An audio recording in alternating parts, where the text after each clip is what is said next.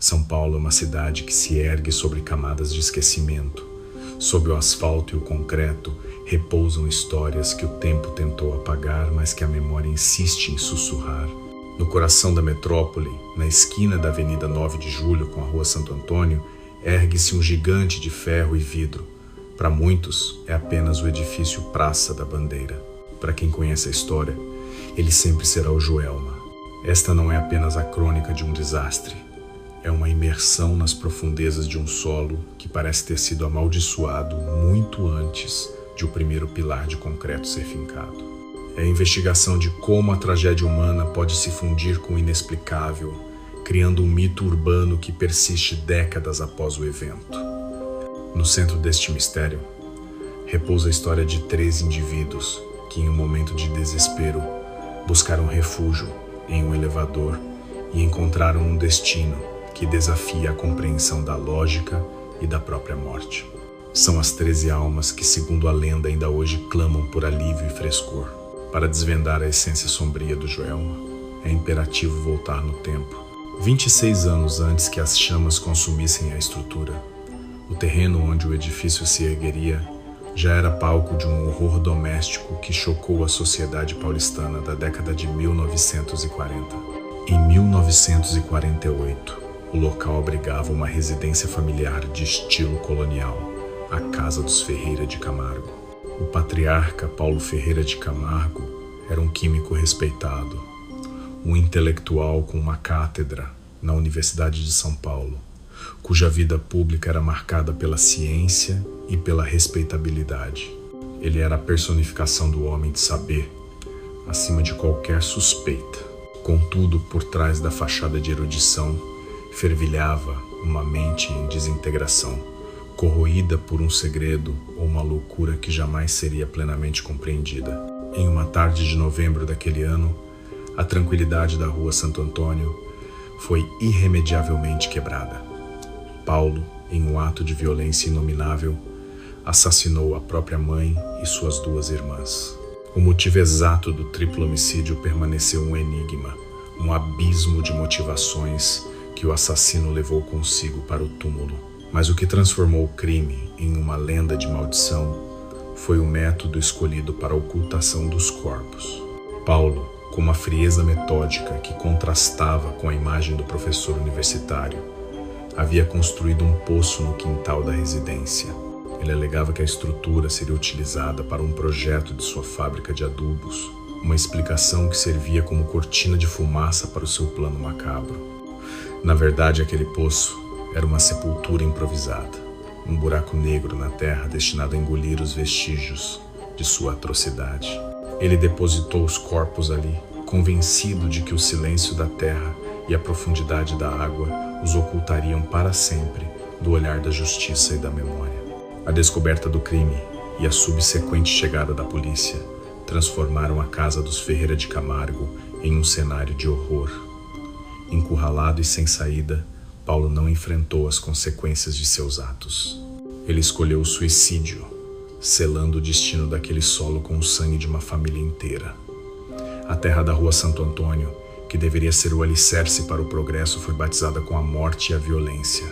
Aquele terreno, antes de ser um canteiro de obras, era um túmulo, e a memória que ele guardava era de um fim violento e desesperado. O poço, a sepultura, vertical, tornou-se o símbolo de que algo profundamente errado havia se enraizado naquele ponto da cidade. Avançando no tempo, a casa foi demolida, e sobre o solo manchado ergueu-se o edifício Joelma, um arranha-céu de 25 andares, inaugurado em 1971. Era um símbolo do milagre brasileiro, do crescimento vertiginoso de São Paulo, um gigante de ferro e vidro que prometia modernidade e eficiência. O passado parecia ter sido de fato soterrado pelo concreto. No entanto, o destino reservava um reencontro brutal com a tragédia. A manhã de sexta-feira começou como qualquer outra. O Joelma estava repleto de funcionários de diversas empresas engajados na rotina da metrópole.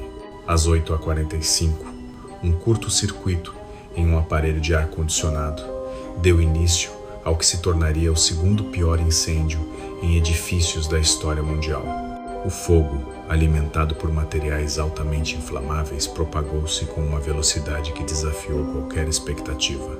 Em menos de 20 minutos, o Joelma havia se transformado em uma tocha humana, uma coluna de fumaça e chamas visível a quilômetros de distância.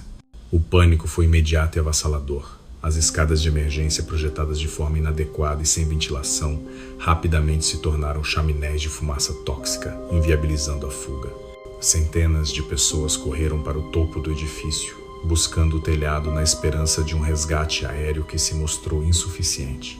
O som daquele dia era um inferno orquestrado, o rugido ensurdecedor das chamas, o uivo das sirenes que se aproximavam e, acima de tudo, os gritos desesperados de centenas de vozes presas entre o fogo e o céu. Em meio ao caos generalizado, 13 pessoas tomaram uma decisão que selaria seu destino de forma particularmente cruel. Em vez de subir, elas optaram por descer, buscando a salvação nos elevadores. Naquele momento, o elevador deixou de ser um meio de transporte e se transformou em uma câmara de tortura. O calor externo, irradiado pelo fogo que subia pelas laterais do poço do elevador, era tão intenso que o metal da cabine começou a aquecer a temperaturas insuportáveis. O elevador parou, preso entre os andares, e o calor transformou o pequeno espaço em um forno. O horror psicológico daquelas 13 pessoas é quase inimaginável. Estranhos, unidos pelo terror iminente, sentiram o ar rarear e o metal da cabine se tornar incandescente ao toque. O pânico deu lugar a uma resignação desesperada. Quando as equipes de resgate conseguiram acessar a cabine, horas depois, o que encontraram foi um bloco único de matéria orgânica. 13 corpos fundidos e carbonizados, inseparáveis na morte, como haviam se tornado na vida. A intensidade do calor havia apagado suas identidades individuais, transformando-os em um único e macabro testemunho da ferocidade do fogo. A impossibilidade de identificação dos corpos levou a um desfecho fúnebre e incomum. Os 3 indivíduos foram sepultados juntos, em uma vala comum no cemitério da Vila Alpina, sob a designação de As 13 Almas. A tragédia, no entanto, não encontrou descanso com o enterro. Meses após o sepultamento, o cemitério tornou-se o palco de um novo e inexplicável fenômeno. Zeladores e visitantes começaram a relatar a audição de gritos e lamentos vindos de debaixo da terra, sons de dor que pareciam evocar o sofrimento do fogo.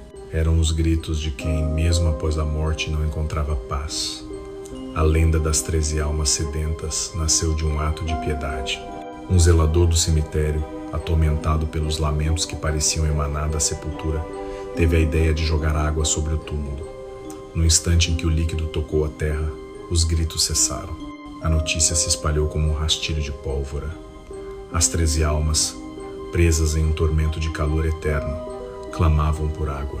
O que começou como um gesto isolado de compaixão, rapidamente se transformou em um culto popular. Hoje, o túmulo das 13 almas é um dos mais visitados de São Paulo.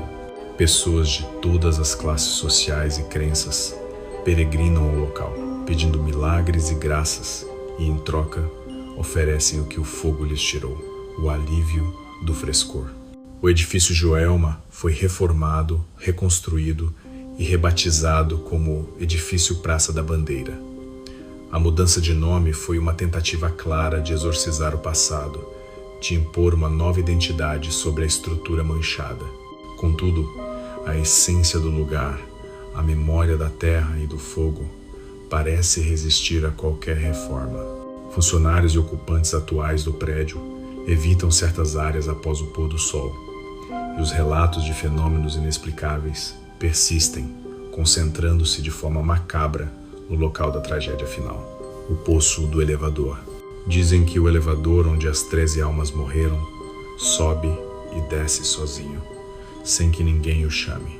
As portas se abrem para corredores vazios, e um cheiro sutil, mas inconfundível, de queimado invade o ambiente mesmo sem qualquer fonte de fogo. São manifestações que desafiam a lógica da física, sugerindo que a energia daquele evento catastrófico ficou impregnada na própria estrutura do edifício. O zelador do Praça da Bandeira, Muitas vezes o guardião silencioso destes segredos torna-se uma figura central na manutenção do mito. Ele é quem ouve os ruídos que não deveriam existir, quem vê os vultos que as câmeras de segurança nunca conseguem registrar. Ele sabe que, naquela esquina movimentada de São Paulo, o passado é uma presença constante. As 13 almas continuam ali, presas em um ciclo eterno de ascensão e queda, observando a cidade que insiste em seguir em frente, enquanto elas permanecem cativas naquele elevador fantasma. O mistério do Joelma e o culto das 13 almas serve como um poderoso lembrete de que a tragédia, quando atinge proporções épicas, deixa marcas que a ciência e a razão têm dificuldade em explicar. Seja a maldição enraizada no solo pelo crime de 1948 ou o horror pelo fogo de 1974, o edifício Praça da Bandeira é um monumento involuntário ao inexplicável. Ele é a prova de que algumas histórias não se encerram com o fim das chamas ou com a reconstrução. Elas apenas mudam de forma, transformando-se em lendas urbanas que sussurram verdades incômodas sobre a fragilidade da vida e a persistência da memória. O passado, no Joelma, está sempre presente, e a sede das 13 almas é um clamor silencioso que a cidade, por mais que tente, jamais conseguirá ignorar. O Joelma permanece como um enigma de concreto, onde a vida e a morte se fundem em uma sede eterna por paz. São Paulo segue, mas o Joelma vigia. O mistério persiste. O silêncio é apenas aparente. O fogo ainda queima na memória. O Joelma é eterno.